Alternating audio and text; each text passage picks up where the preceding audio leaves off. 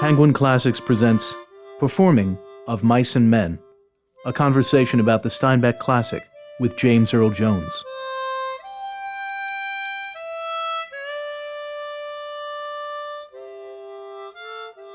In 1976 at Southern Methodist University, you returned to the role of Lennie. How did your relationship with Steinbeck's work and these characters change or grow?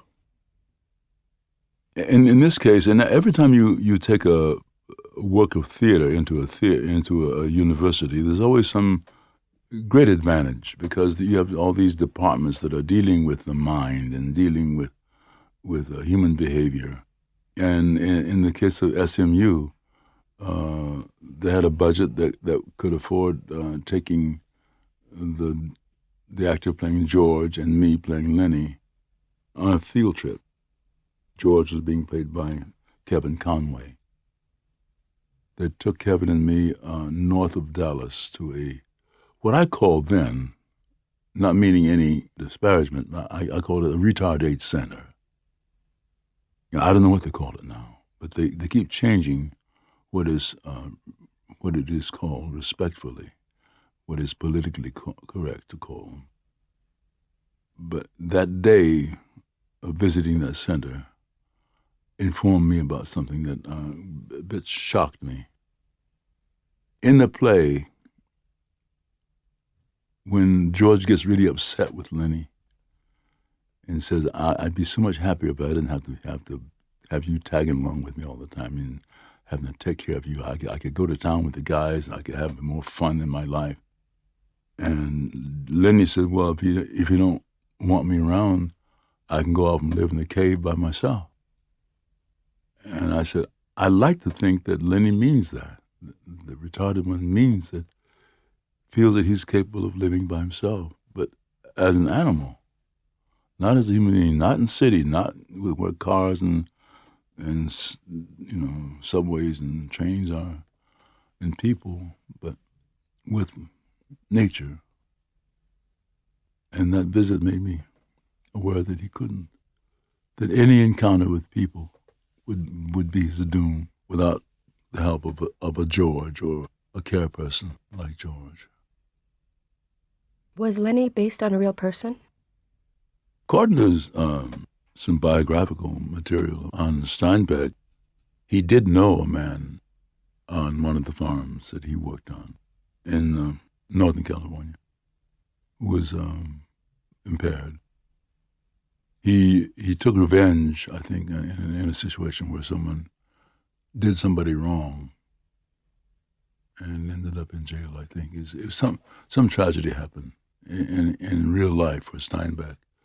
Not that he based Lennie on this person, but there were Lennies on the farms he worked at, men who were impaired. From your experience in various dramatic productions, what insights have you gained about Steinbeck's other characters? For instance, the cook with the dog. Well, in this play in particular, in many of Steinbeck's plays, he wrote about outsiders, social outsiders. And in this play, everybody who worked on the farm, except for the boss and the boss's son and the son's wife, didn't belong. Crooks least of all because he was black. Lennie next least because he was retarded. The newer hands like George didn't fit in yet. There were some of the field hands who were very professional, like the mule drivers. They were valuable to the farm. But for the most part, if you didn't have a great value to the operation, like any capitalist operation, you had little value. The cook, he did the cooking. That was considered low on the totem pole. That leaves you quite lonely. Everybody has some loneliness in this play. Certainly Lennie does. Being isolated in his ill-formed mind. I think, frankly, that George, because he's the caretaker of Lennie, knows that his loneliness will be confirmed the day he's got to kill Lennie himself. because someday he will have to. Because he cannot, if Lennie does anything really bad against society, he cannot let him be put in prison. If he gets lynched, he'll be lucky if it's a quick lynching. But best of all, if he does anything wrong against society, George may have to kill him himself. And I think when we first see those two characters on stage, I think that knowledge is in the air. I'm convinced of it. I don't know what an actor does with this knowledge, but it adds a tragic undertone to that character. And in a way, it makes George a tragic hero from the very beginning. And I think Steinbeck wrote him as a tragic hero. He's highly respected by all the other men right away because he's smart. The boss's son is married and his wife is restless because the son is insensitive to her. She really wanted to be in Hollywood making movies, being a movie star. That's her fantasy. The husband can't respect that. He married a woman to be his cook and his wife and so on. He can't respect who she really is. And we don't know who she really is because she lives in fantasy. But she's extremely lonely. Candy, his name is, has the dog. And the dog is so old he's almost blind. And anybody who's ever had a dog know what that companionship is like and how valuable it is. And nobody else who's not really associated with the dog can understand it, especially if the dog smells and bumps into things and leaves droppings behind and so on, and pees and in the wrong places. And they're always begging Candy, can I just shoot the dog for you? You know, and so the theme of getting rid of something, shooting something, crops up very early. Lennie and the dog are going to be shot. We know that. I mean, Steinbeck has laid the, the tragic grounds for that. At one point, Candy accepts the fate as a very aggressive field hand I got my gun right here. He has to load it, and I can just pop it right off, and you never hear her squeal. He says, all right, go ahead and take her. He goes, shoots her, shoots the dog. They all be quiet for a while, and then they keep on playing cards or napping or whatever they're doing. The theme of loneliness is a strong one. This farm is in contrast to the farm that Lennie and George dream of. Well, it's really Lennie's dream, and George supports the dream by telling his version of what it could be like to have a farm that is your home, and where you raise rabbits, and where you live off the land. You have milk and honey from nature. That's the ideal, but it's fantasy. The best laid plans of mice and men. That's Steinbeck's choice of a title. About Curly's wife, what is distinct about Steinbeck's dialogue in the scene between Curly's wife and Lennie? Well, I mentioned how lonely she is. She really wanted to be in Hollywood because that's her idea of the ultimate success. She's pretty, so that's how she would succeed, and all of her beauty would be used and sold well, and she'd be happy. She didn't hear about Lindsay Lohan, I guess, Who knows what dialogue runs in her head? We know the dialogue in Lennie's head is about rabbits. When he's not thinking about anything else, when he's not involved with anything else, he thinks about rabbits because rabbits are soft. That's the one thing that is a fixation in his hands and in his mind, is the softness of rabbits.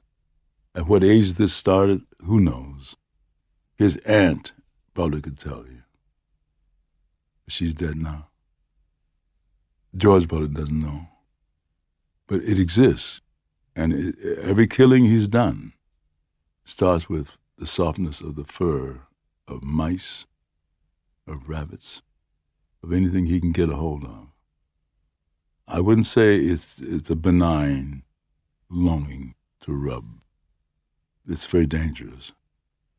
In her head, it's that thing about going to Hollywood and being beloved by all the world on film. So when the two of these people get together, and it happens by accident, she comes upon him in the barn. Other men have gone to town, to the whorehouses or to the liquor bars or whatever, for a little relief.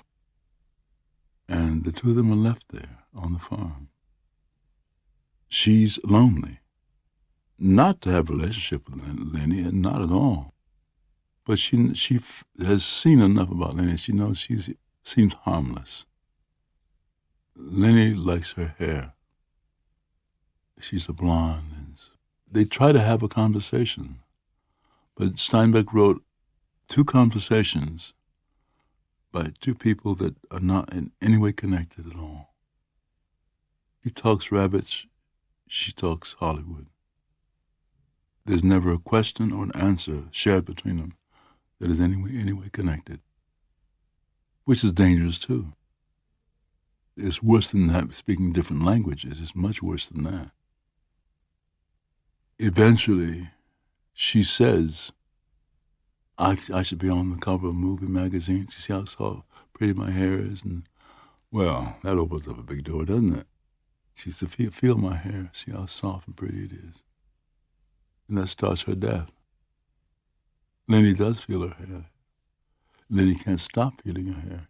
He can't stop the impulses.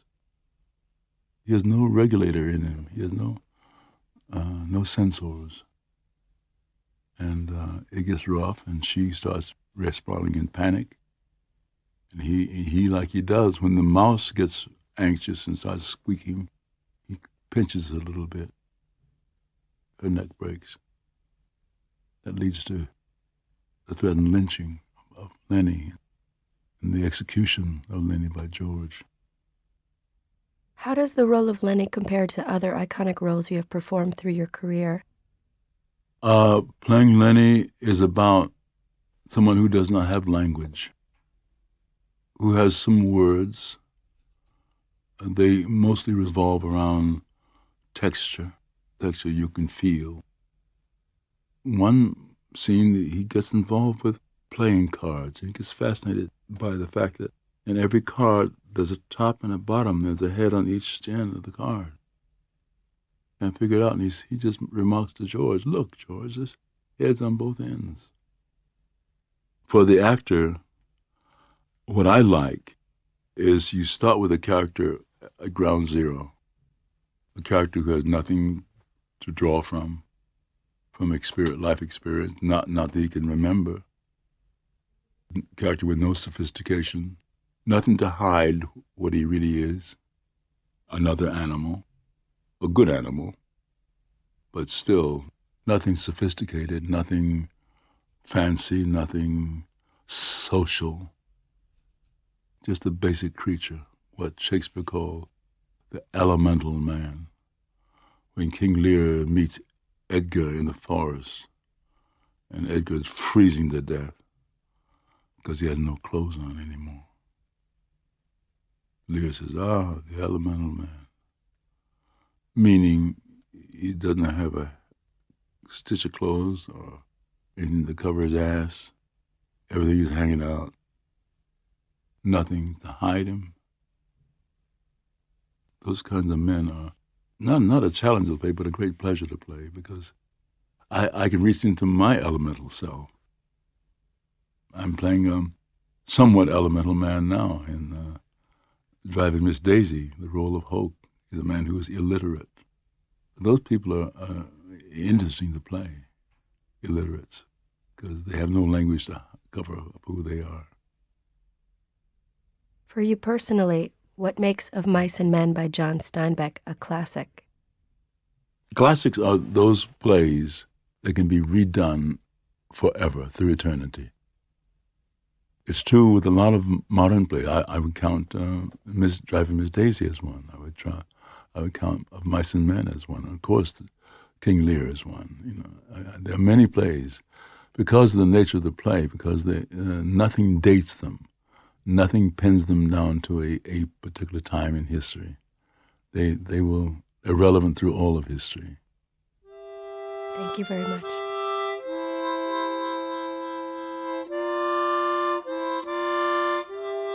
We hope that you've enjoyed this conversation with James Earl Jones. Mr. Jones was speaking with Elda Rotor, editorial director for Penguin Classics. Recorded at Plush Studios, NYC. Post-production by John McElroy. Gashouse Productions. Copyright 2011. All rights reserved.